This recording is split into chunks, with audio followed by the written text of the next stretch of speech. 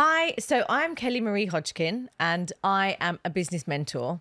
And one of the most asked questions that I get is probably about how to set up a business here in Dubai. So I thought it would be really useful for all of my business mentor clients to bring the lovely Shelin from Creative Zone here today to answer some of the most asked questions that I get on a daily basis. So welcome. Thank you. Thank you for having me. I'm very excited. So Shelin's recently set up my trade license for my forever growing empire. And she did such a great job of it that I wanted to share her expertise and her knowledge with some of the questions that I get asked. So should we start with, how does one go about setting up a business in Dubai? Obviously, that's probably 90% of my clients come to me and ask me this question. And obviously I know the basics, but obviously I have someone like you that does it for me. So it is a really, really broad question and not really something I can answer in a nutshell because each person is different, as you know, from everything that you've gone through to set up, depending on the business, depending on your target audience, how you're going to set up visas, all of those things will come into play, right? So a big part of my job is speaking a lot and asking a lot of questions. So as you know from our experience, it was very much kind of, what's your short-term goals? What are your long-term goals? What's the middle likely to look like, I guess. It is quite similar though, because obviously every single client that I have does a different business. Yeah. So whether it's starting up a pet grooming company or starting up a hair salon or let's say an events company, is it all this different licenses for every single different person, isn't it? It's not only different licenses, but it's like the different areas and different requirements. So certain activities will have external approvals. They will have to be in specific areas. If you want to be in a particular area that is governed by a free zone, you can't get a mainland license. You have to get that relevant license.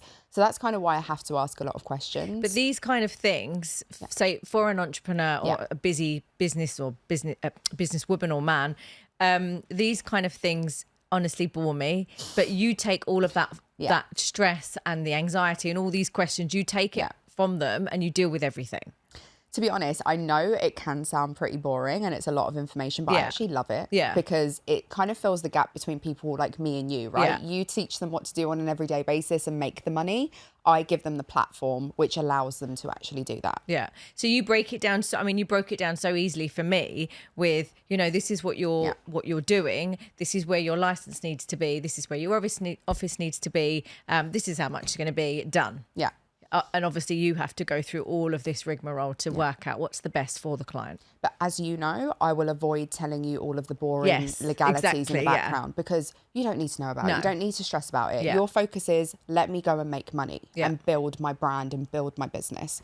For me, I don't even deal with the legalities, to be honest. We have teams that specialize in these things. I don't need to know what's happening with the government every single day. We have a whole operations team that do that. Yeah. I don't need to know when your renewal date is because we have a team that monitor these things and will make sure that you don't get fines, you don't, overstep that point, don't put your visas in jeopardy. All of those things are covered by different divisions within the business. Okay. So I'm not going to stress you out about things that I don't even need to worry about. Which is what obviously we need. So I've got a list of questions here that some of my clients have asked me, and some of the more kind of the more frequent questions that I get asked.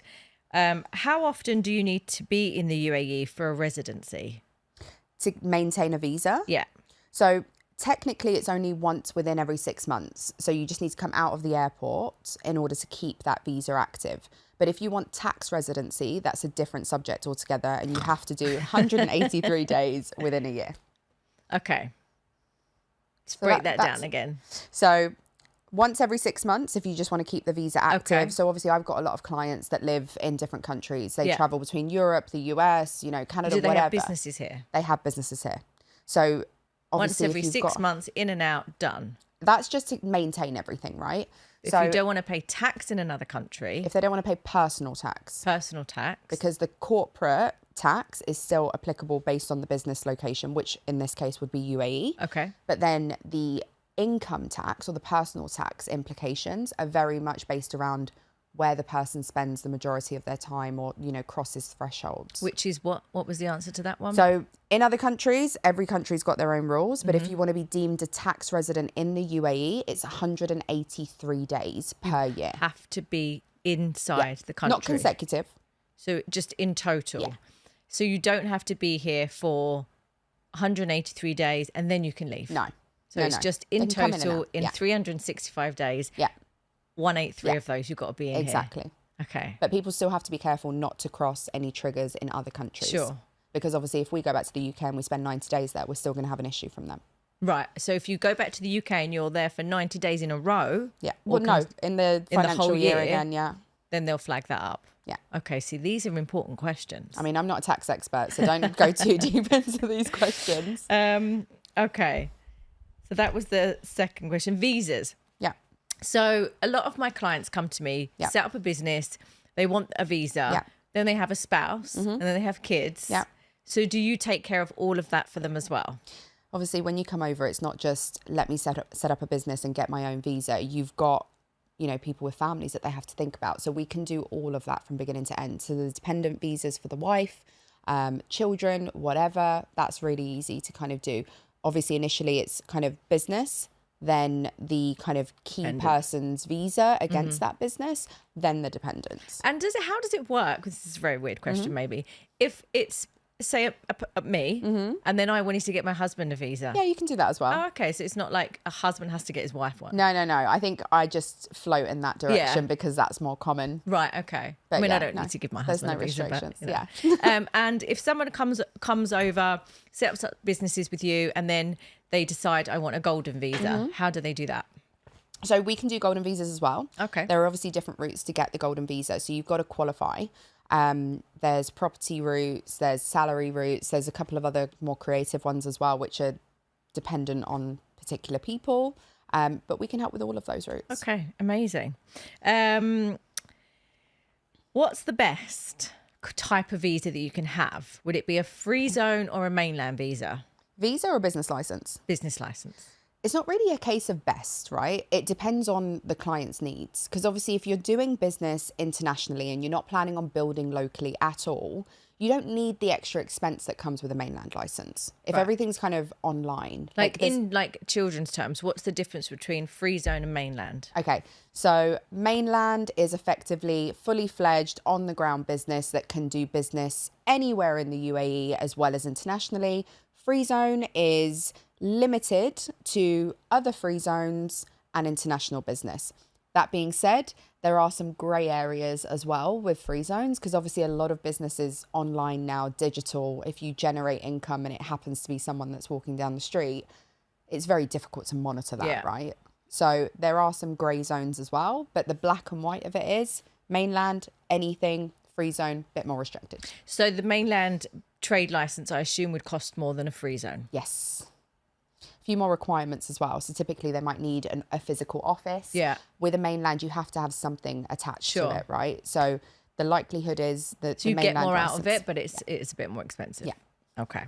And setting up bank accounts.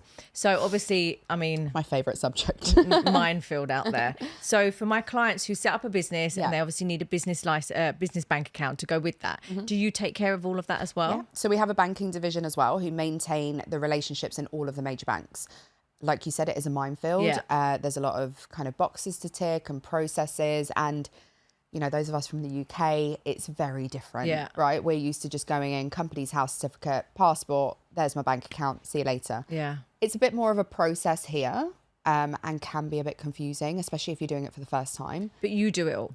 We've got a banking team that do it. So they specialise in that. No, I don't do everything. I just coordinate everything and make sure it's all sorted. But we have the banking team. They maintain the relationships with our own specific relationship managers in all of the major banks. Amazing. We work with all of the digital banks now as well. So honestly, that side is taken care of. And, you know, if I'm setting up a business here, I'm definitely letting someone else take that off my hands because it's too much. Do you have a favourite bank that you use or not really? I think, again, it's very similar to the business setup, right? Yeah. The banks will be either aligned with you in terms of your price point, minimum balances, the businesses, the countries you're doing business with, they all kind of differ. WEO is huge at the moment. Digital I've been seeing that a lot. Yeah, it's everywhere.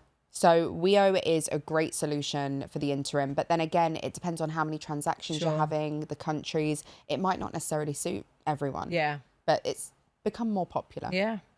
Super easy as well to use, right? I mean, we could probably both answer this one. We could probably answer it Give all me day. a break, Kelly. Go for it. So what are the main benefits of moving to Dubai? Why don't you give your opinion first and then I'll give mine. I actually had this question the other day. We were saying, what do you think the main kind of the ups and the downs, like the upside of being here? And a lot of people were saying the lifestyle. Yeah. Obviously, the lifestyle here is incredible. The accessibility to everything, like we were saying things like, you know, filling up your car or being able to have your shopping bags packed. And obviously, when it comes to setting up a business in Dubai, I always say that I've always found it a lot easier to do that here than in the UK. I think the UK is a lot harder. And I also feel like there's a lot more opportunities here in the UAE for women and men to kind of follow their dreams and go for their, you know, their business ideas, and just because it's a lot easier. And obviously thanks to Creative Zone and you make things so much easier and smooth for people to be able to be like, I'm going to do my business, and there's not like a list like this to do because you do it all for them. It can be overwhelming for sure. Yeah, I think my opinion on the UAE is the opportunities. I think everyone is so willing to help you. Yeah. And I coming from London, you know, you all race past each other. No one looks at each other. It's all, you know, I'm in a rush. I need to get here. I need to get there. Whereas here, how many people have you met at beach clubs, golf, dinner, that will just be like, oh, I've got someone that can help you with that. I'll introduce you to them. I mean, that person's me. I mean, I'm sure it is. But you're probably paying it forward from someone that helped you at some point, for sure. Right? No, I mean, I think everyone in Dubai and the UAE is kind of here for the same reasons, right? We're here to follow our dreams, to make money, to create businesses. And I think that when you do surround yourself with the same kind of people, of course, everyone's willing to help. Mindset, because, you know, it does, like you said, pay it forward. Like everyone, you know, kind of has each other's back. And of course, we want to see everyone win. You know, we're all in it together. And we've all been there as well. That's the thing. I think everyone started from a maid's room. I actually met one of Kelly's friends earlier to speak about her business, and we were having a chat, and our journey is pretty much identical. Really? Honestly, so the details of it. Start with. Horrific. Like my first year in Dubai was the worst year of my life. Oh no. And so sorry to scare you guys. So you're living proof that, you know, just stick at it. And I mean, it was COVID as well. So I had a few things in the mix. But that first year here was the worst year of my entire life. Yeah. But I am so glad that I didn't just say, oh, forget it, I'm going home. Yeah. I think it's easy for people to look at us now and be like, oh, you know, it's okay for you. It's easy. Yeah. But, you know, I rented a maid's room in Jumeirah it's sounds amazing. It was a beautiful house near the beach. But I was literally in a maid's room renting that for the first like 6 months until I found my feet and stuff. No one really knows this part of the journey. Didn't know anyone, just little old me with £1,000 in the bank. Mm-hmm. My journey was very similar. Yeah. I started, wasn't really earning very much, living in a very small studio, which was supposed to be for a month, then escalated and continued. I actually came here for a job that didn't actually even come off. They were like, well, we're not ready yet. You know, sometimes takes a little bit longer to do things here in Dubai. They weren't quite ready for me and asked me to go back for a couple of months until they were ready. After you got here? After I'd packed up my life back home, sold everything off. Yeah, I was like, nah. Yeah, but I think a lot of people like this. I've heard a lot of stories where people have come here and it's not what they expected. And then it's this route that way. Like go home, wait and hope that I'm going to come out, or literally just try another path and hope it works. And we're living proof that it works, guys. Yeah. Look at me now. Okay, so next question for you. How long usually is the setup process? So if I come to you, I mean, obviously I know this. Yep. So if I come to you to set up a business today, sit in your office, when can I expect to be up and running, ready to go? Okay, so business license can take a week. Immigration card can take another week. This is under the assumption that you're getting a visa, you don't already have one. Yep. Visa process can take a week to 2 weeks. It really depends. But then the banking part is normally the part that delays things a little bit. Technically speaking, once the license is issued, you can go, right? Yeah, it's just taking money. Without a bank account, it's a little bit trickier, but you can start getting things underway. Good case scenario, a week. Worst case, like a few weeks. Yeah. But then obviously the bank account can take a good few weeks after the visa. That's probably the biggest issue, because it can take anything from kind of a week to 6. You know? Yeah. You got lucky. Yeah. So you heard her. They're accepting new clients. Now, obviously, I have done a fantastic partnership with the Creative Zone to benefit all of my business mentor clients, all of my network, all of my family and friends, basically anyone that knows me. So if you're looking to set up a business, if you're looking to get visas, or any of the questions that we've spoken about today, or anything else we haven't spoken about, get in touch. I have some special rates that I can share with you, and Shelin will look after you. Maybe don't bug Kelly for the rates. You will have a link. Yeah, don't bug me, because I don't know what it is. Because Kelly probably won't respond and know all the details. So you're better off just getting in touch with us. Yeah. I'll send everyone the link and all the details. We'll attach it to this video anyway. Perfect. But yeah, Kelly will have her own link. So just reach out through there, and then anyone that comes through, we know to look after you for Kelly. So yeah, thank you for having me. Amazing. Thank you for answering all these questions. And what I'll do is I'm going to put it out to all of my followers as well. Yep. And then we'll probably catch up again in a few weeks' time and hopefully answer some more questions. Yeah. And you guys can let us know what else you need to know that we haven't DM covered. me any other questions that we didn't cover, and we'll make sure to cover them next time. Amazing. Thank you. Welcome. Thank you for coming. Thank you for having me.